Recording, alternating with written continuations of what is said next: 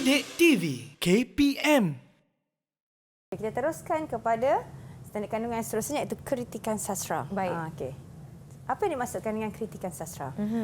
Kritikan sastra ialah mempertimbang dan menilai karya sastra secara jujur dan diperkuatkan dengan alasan yang munasabah. Baik. Jadi kita nak pertimbangkan, kita nak nilai ya karya itu secara jujur. Tapi jangan jujur sangat sehingga menghentam.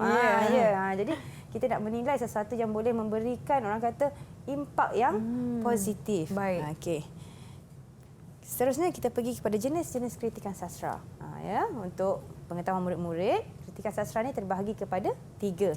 Yang pertama, pandangan. Yang kedua, sanjungan.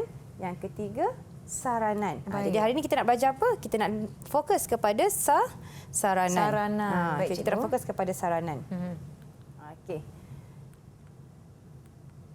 Cikgu nak patah balik. Okey, seterusnya kita pergi kepada ciri-ciri kritikan sastra. Maksudnya perbezaan setiap ciri. Okey, pandangan bermaksud menyatakan idea, pendapat dan buah fikiran dalam aspek peristiwa dan elemen dalam karya.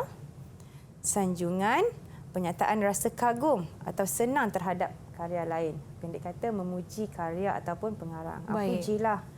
Murid-murid kan rajin apa yang kita suka.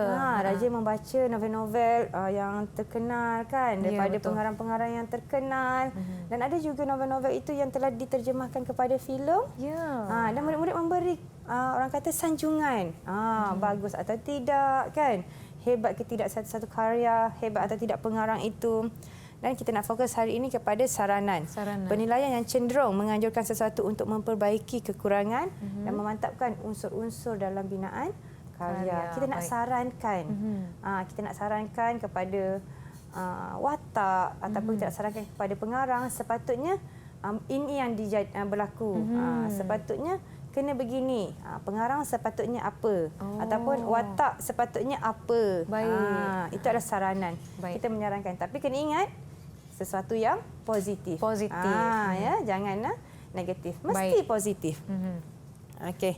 Kita pergi kepada soalan contoh. Jadi sebelum cikgu minta murid-murid buat latihan pengukuhan, kita pergi kepada contoh soalan.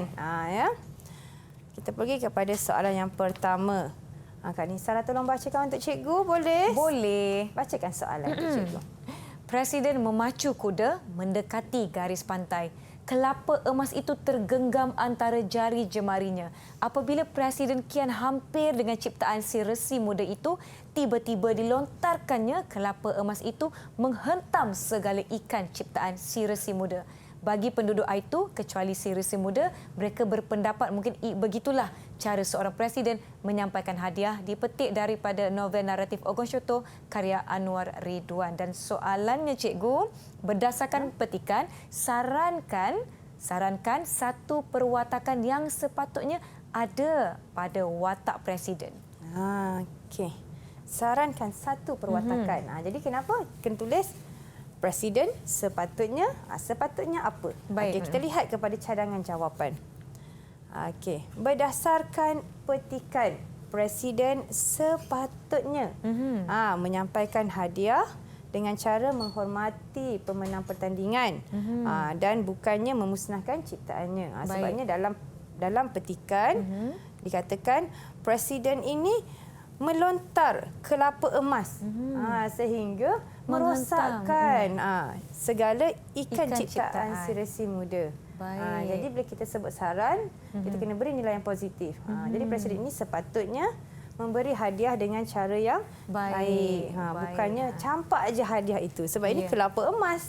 Betul. Hadiah kepada pemenang pertandingan. Okey, kita pergi kepada contoh yang kedua. Untuk memantapkan lagi pengetahuan murid, kita pergi pada contoh yang kedua. Okey. Saya baca. Boleh cikgu. Wahai kakang, ketika itu ia terlihat akan luka di dada Ken Tambuhan. Ia pun rebah lalu pengsan. Maka Wirawani pun berlari mengambil air dan dicucurinya Raden Menteri dengan air itu. Seketika kemudian sedarlah ia kembali lalu bangun meriba jenazah isterinya itu. Sambil meriba itu ia bersabda, "Wahai Adinda, hilanglah Adinda. Tidaklah kakang dapat cari tuan lagi. Tuanlah nyawa dan jiwa kakang. Wahai dewa susunan emas tempawan, jika kakang tahu tuan akan jadi begini, tentulah kakang tidak meninggalkan tuan. Wahai utama jiwa, tidaklah tuan hilang seorang diri sahaja. Biarlah kakang pergi bersama-sama. Habis berkata-kata itu, ia pun menghunus keris lalu menikam dadanya sendiri. Maka mangkatlah ia. Dipetik daripada sastra Panji dalam teks nilai insan. Baik.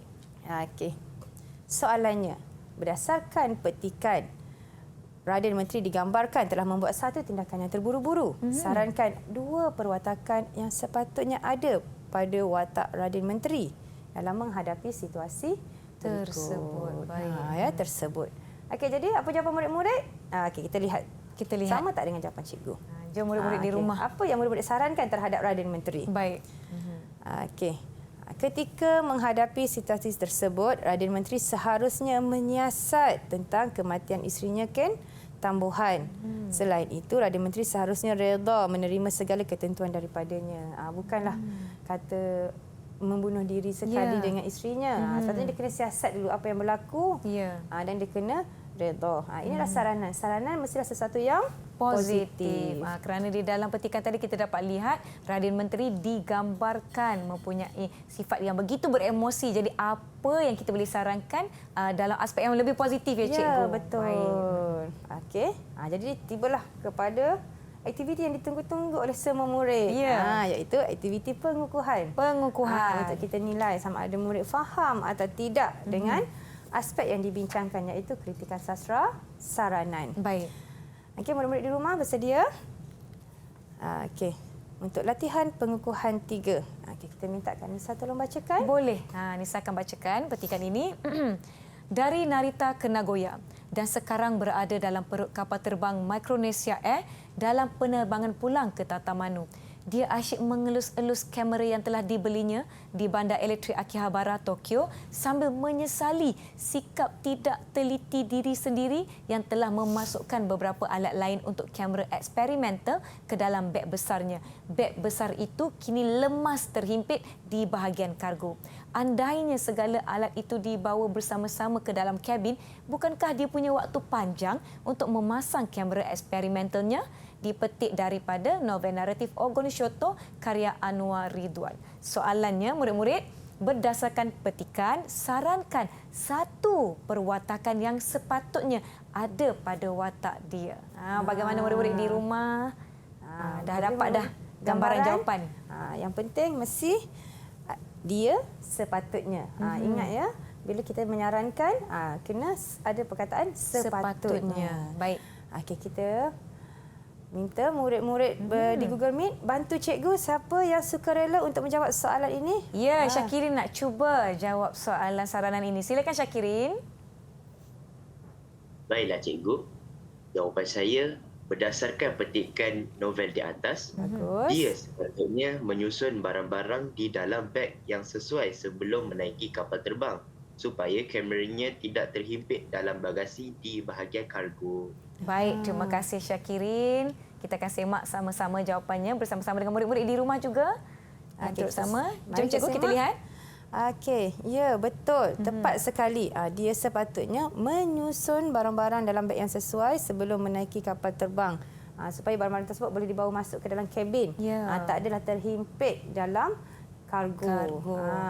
Kita menyarankan ya sebab dia kata dia menyesal. Betul. Jadi kita sarankan. Jadi sebelum naik kapal terbang, dia sepatutnya menyusun semula barang-barangnya. Ya. Okey, kita pergi kepada latihan pengukuhan seterusnya. Okey. Saya baca. Boleh. 2 orang tentera datang menghampirinya. Dia berdiri, bersedia untuk mengambil salinan laporan rasminya. Tetapi seseorang tentera berkata kepadanya, "Kamu ditahan." "Mengapa?" Dia keheranan. Seorang tentera lagi menggari tangannya. "Kerana kamu menggunakan kamera yang belum diluluskan penggunaannya di Ogon Shoto. Kesalahan yang amat besar." Dia merupakan watak utama dalam bab ini. Sarankan 1 perwatakan yang sepatutnya ada pada watak dia. Baik. Sarankan 1 perwatakan. Murid-murid di rumah boleh turut sama menjawab soalan. Kita nak lihat siapakah murid-murid di atas talian yang nak cuba beri jawapan, betul tak cikgu? Betul. Ada yang nak cuba? Siapa yang sukarela? Oh, Hakimi. Hakimi. Silakan Bagus. Hakimi. Ialah jawapan saya. Dia seharusnya mendapatkan kelulusan hak cipta kameranya sebelum menggunakannya secara umum supaya tidak dianggap kesalahan besar kepada negara. Okey, Baik. jawapan murid-murid di rumah bagaimana? Sama tak dengan murid-murid jawapan murid-murid Hakimi, di ya. studio? Terima kasih Hakimi. Di atas jawapannya kita semak cikgu. Okey. Ya, betul. Tepat sekali. Dia seharusnya mendapatkan kelulusan hak cipta kameranya itu sebelum menggunakan secara umum supaya tidak ditangkap, supaya tidak dianggap kesalahan besar kepada negara. Okey, Baik. jadi ini kita sarankan kepada watak dia. Dia ni sepatutnya dapatlah kelulusan dulu. Betul. Taklah dia kena tangkap, kena gari. Kan? Ya. Kasihan dia. Supaya okey. tidak ada isu-isu berbangkit di masa akan datang. Ya, Untuk betul. menjawab soalan saranan ni, apa yang saya boleh lihat ya cikgu, kita perlu membaca petikan itu dengan teliti supaya kita faham apa yang soalan minta dan kita jawab berdasarkan petikan tersebut. Ya, betul. Biasanya dia baik. bagi petikan yang orang kata yang negatif. Betul. Didik TV KPM